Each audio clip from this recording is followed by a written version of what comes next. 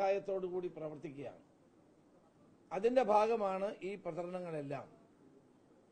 ഇതിനെയെല്ലാം അതിജീവിച്ചുകൊണ്ട് UDF ശക്തമായ മുന്നേറ്റം നടത്തും എന്ന കാര്യത്തിൽ സംശയം വേണ്ട. മാത്രമല്ല, ശബരിമലയിൽ നടന്നുകൊണ്ടിരിക്കുന്ന സംഭവങ്ങൾ ഏറ്റവും കൂടുതൽ പ്രതിക്കൂട്ടിലാക്കിയിരിക്കുന്നത് CPM-നെയാണ്. CPM-ന്റെ 3 പ്രധാനപ്പെട്ട നേതാക്കൾ ഇപ്പോൾ ജയിലിലാണ്. അതിൽ തന്നെ പത്മകുമാറിനെതിരെ SIT നൽകിയ റിപ്പോർട്ട് വളരെ ഗൗരവതരമാണ്. ഈ സ്വർണം മുഴുവൻ അടിച്ചുകൊണ്ടു പോകാൻ വേണ്ടി എല്ലാ ഒത്താശയും ചെയ്തത് ശ്രീ പത്മകുമാറാണ് എന്നാണ് റിപ്പോർട്ടിൽ പറഞ്ഞുകൊണ്ടിരിക്കുന്നത്. ശബരിമലയുമായി ബന്ധപ്പെട്ട കൂടുതൽ കാര്യങ്ങൾ ഇനിയും പുറത്തു വരും. ഇതിന്റെ അന്തർദേശീയ ബന്ധങ്ങൾ പുറത്തു വരണം. അതുകൊണ്ടാണ് കോടതിയുടെ മേൽനോട്ടത്തിൽ CBI അന്വേഷണം വേണം എന്ന് ഞാൻ ആവർത്തിച്ചു പറയുന്നത്. ഒരു വിദേശത്തുള്ള വ്യവസായി എന്നോട് പറഞ്ഞ കാര്യങ്ങൾ വളരെ ഞെട്ടിപ്പിക്കുന്നത് തന്നെയാണ്. ആ വിവരങ്ങളാണ് ഞാൻ SITയുടെ മുമ്പിൽ പറഞ്ഞത്. അതിന്റെ വിശദാംശങ്ങളാണ് SIT അദ്ദേഹത്തെ വിളിച്ച് ചോദ്യം ചെയ്തത്. പക്ഷെ ആ അന്വേഷണം മുന്നോട്ട് പോകുന്നില്ല. ആ അന്വേഷണം മുന്നോട്ട് പോകാൻ കഴിയാത്തത് SITയുടെ പരിമിതമായ അധികാര പരിധി ഉള്ളതുകൊണ്ടാണ്. അത്തരം കേസുകൾ, പ്രത്യേകിച്ച് അന്താരാഷ്ട്ര മാനമുള്ള കേസുകൾ അന്വേഷിക്കാൻ സംസ്ഥാനത്തെ ഒരു SITക്ക് പരിമിതിയുണ്ട്. അത് അന്വേഷിക്കണമെങ്കിൽ CBI പോലെയുള്ള കേന്ദ്ര ഏജൻസികൾ അനിവാര്യമാണ്. അതും ഇന്നത്തെ കോടതിയുടെ ബെഞ്ചിന്റെ മേൽനോട്ടത്തിൽ തന്നെ അത് നടക്കണമെന്നാണ് ഞങ്ങളുടെ ആവശ്യം. അപ്പോൾ കൂടുതൽ കാര്യങ്ങൾ ഇനിയും പുറത്തു വരേണ്ടതായിട്ടുണ്ട്.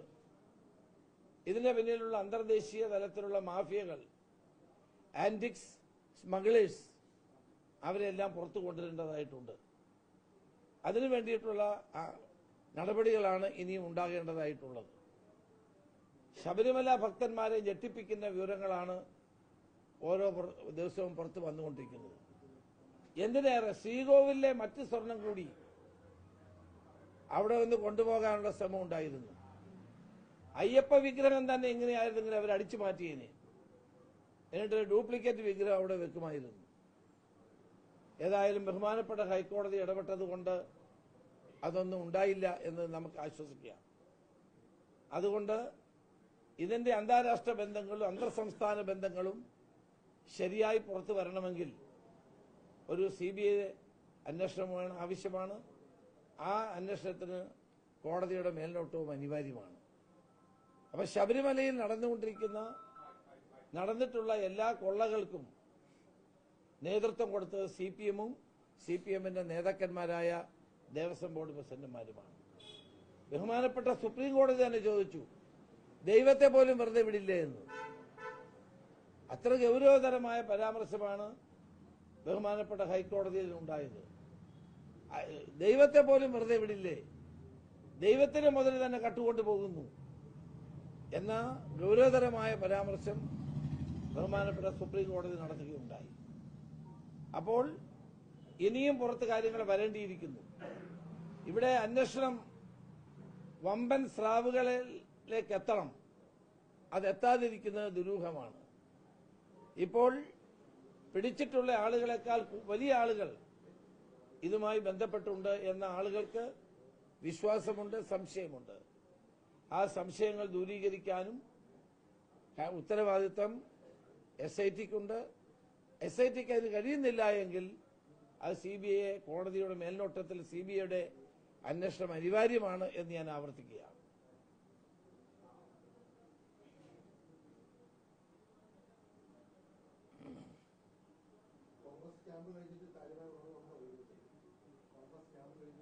രണ്ട് ദിവസം വയനാട്ടിലെ ബത്തേരിയിൽ നടന്ന കോൺഗ്രസിന്റെ ക്യാമ്പ് നല്ല ഉണർവ് ഉണ്ടാക്കിയിട്ടുണ്ട്. 2026 നടക്കാൻ പോകുന്ന നിയമസഭാ തെരഞ്ഞെടുപ്പിൽ 100-ലധികം സീറ്റുകൾ നേടി UDF അധികാരത്തിൽ വരുമെന്ന കാര്യത്തിൽ സംശയമില്ല. അതിനുവേണ്ടി കോൺഗ്രസ് പാർട്ടി ചെയ്യേണ്ട കാര്യങ്ങളാണ് ക്യാമ്പിൽ ചർച്ച ചെയ്തത്. യോജിപ്പോടുകൂടി എല്ലാവരും പൂർണ്ണ യോജിപ്പോടുകൂടി പ്രവർത്തകരെ മുഴുവൻ സജ്ജരാക്കിക്കൊണ്ടൊരു തെരഞ്ഞെടുപ്പിലേക്ക് നീങ്ങാൻ വേണ്ടിയിട്ടുള്ള പദ്ധതികൾക്കാണ് ക്യാമ്പ് നേതൃത്വം കൊടുത്തത്. വളരെ പ്രതീക്ഷാ നിർഭരമായ ഒരവസ്ഥാവിശേഷമാണ് UDF-നെ സംബന്ധിച്ചിടത്തോളം ഉള്ളത്. ഈ 10 വർഷത്തെ ഭരണം മാറണം എന്ന് കേരള ജനത ആഗ്രഹിക്കുന്ന ഒരു രാഷ്ട്രീയ അന്തരീക്ഷമാണ് ഇന്ന് കേരളത്തിൽ നിലവിലുള്ളത്. അതാണ് കഴിഞ്ഞ എല്ലാ ഉപതെരഞ്ഞെടുപ്പിലും ഞങ്ങൾ ജയിച്ചത്, പാർലമെന്റ് തെരഞ്ഞെടുപ്പിൽ ജയിച്ചത്, പഞ്ചായത്ത് തെരഞ്ഞെടുപ്പിൽ നമ്മൾ കണ്ടത്. ഇനിയും വരാൻ പോകുന്ന നിയമസഭാ തെരഞ്ഞെടുപ്പിലും അത് ആവർത്തിക്കും എന്ന പൂർണ്ണ വിശ്വാസമാണ് ഞങ്ങൾക്കുള്ളത്.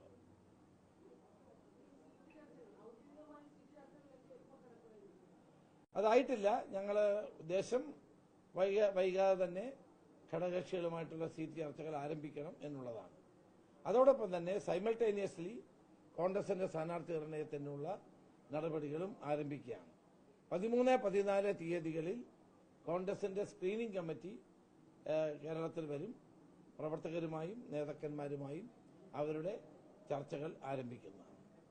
വൈകാതെ സ്ഥാനാർത്ഥികളെ പ്രഖ്യാപിക്കണം എന്നുള്ളതാണ് ക്യാമ്പിൽ ഉയർന്നു വന്ന പ്രധാനപ്പെട്ട അഭിപ്രായം.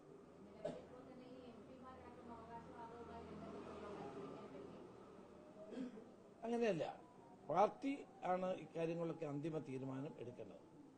പാർട്ടി അതിനെപ്പറ്റി ഇതുവരെ ഒരു തീരുമാനം എടുത്തിട്ടില്ല. ആര് എവിടെ നിൽക്കണം എന്നുള്ളത് പാർട്ടിയാണ് തീരുമാനിക്കുന്നത്.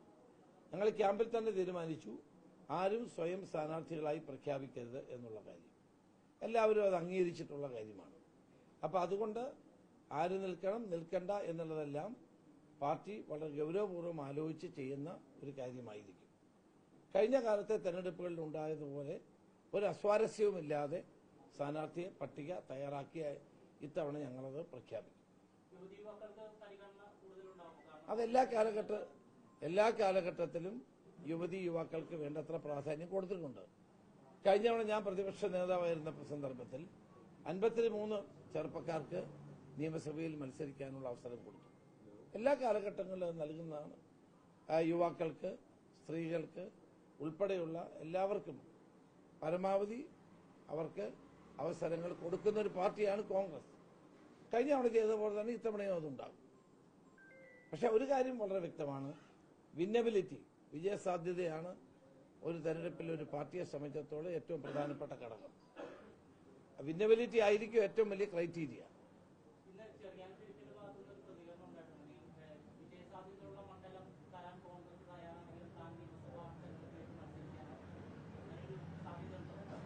ഓരോരുത്തർക്ക് വ്യക്തിപരമായ ഒരു അഭിപ്രായം പറയാനുള്ള സ്വാതന്ത്ര്യം ഉണ്ടല്ലോ.